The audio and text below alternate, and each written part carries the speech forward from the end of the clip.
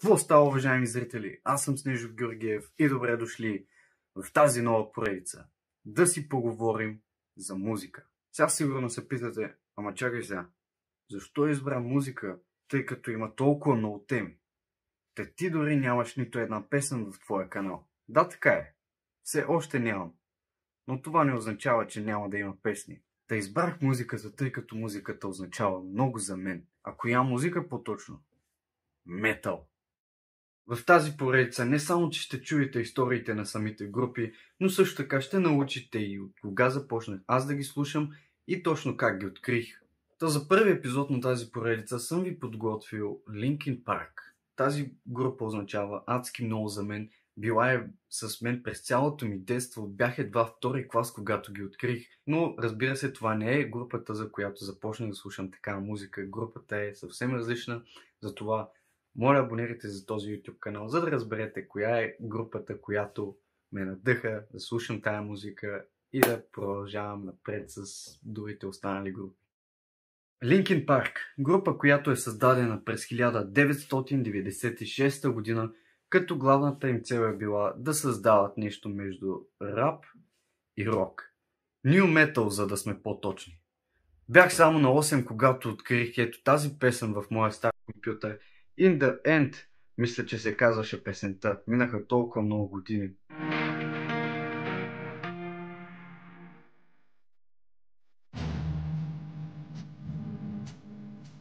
Тогава не се впечатлих чак толкова много, но попаднах на ето тази песен, която се казва Given Up.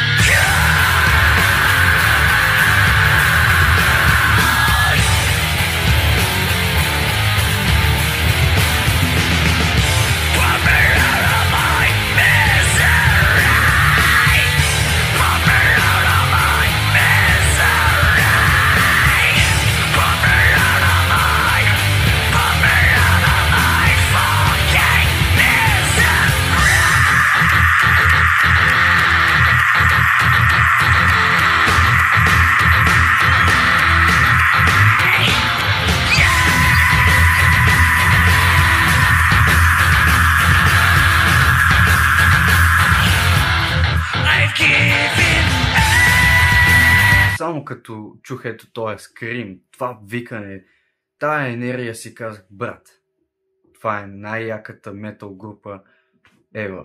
Тази песен, която чухте току-що, може да я намерите в ето този албум, както и още много други песни, които са просто брутални.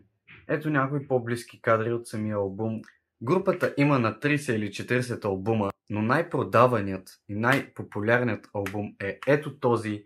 В него може да намерите песни като ето тази, която чухте в началото. Тя е, разбира се, една от най-популярните и адски много други песни, които ще откриете в този албум, като тези, които ще ви пусна сега.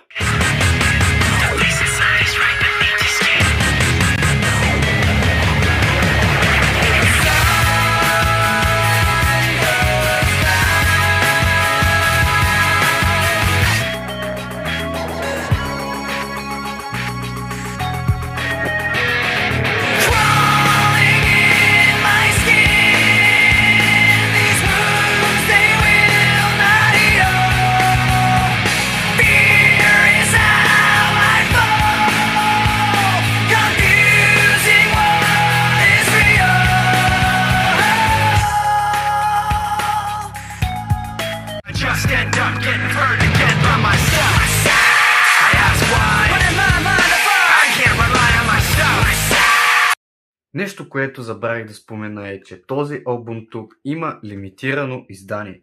Ако този YouTube канал направи 1000 абоната, ще закупя това лимитирано издание и ще направя анбоксинг видео специално за вас.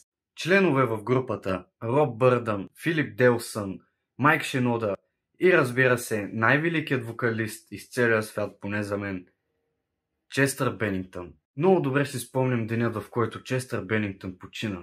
20 юли 2017 година. Тогава бях толкова отчаян и толкова тъжен, че не знаех повече какво да правя, тъй като най-добрият вокалист за мен почина и го нямаше. Точно тогава Линкин Парк спря да прави музика. В момента Майк Шинода се опитва да прави някакви стракове, но не е същото. Липсва това, което го имаше в самата група. Приятелство, семейство и любов. След като групата се разпадна напълно и спряха да правят каквато и да е музика, излезе един бонус албум. Ето този. В този албум може да откриете абсолютно всяка една песен от всеки лайв евент на Линкин Парк. Let's go!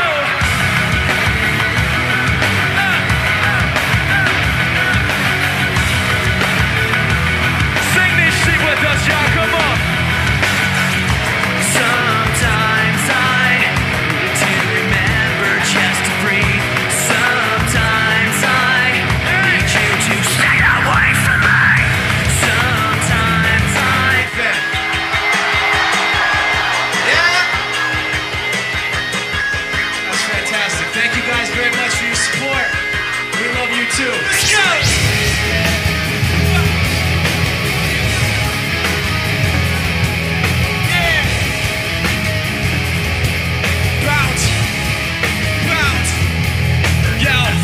Поредица не е клиповете да стават по 10 или 20 минути, а максимум 5-6 минути. Тази поредица ще се качва само в събота и ще чуете историите на различни групи. Няма да разказвам абсолютно цялата история, аз казвам абсолютно това, което аз научих от музиката и това, което ми направи впечатление. Днес ви разказах за една моя любима група, Линкин Парк.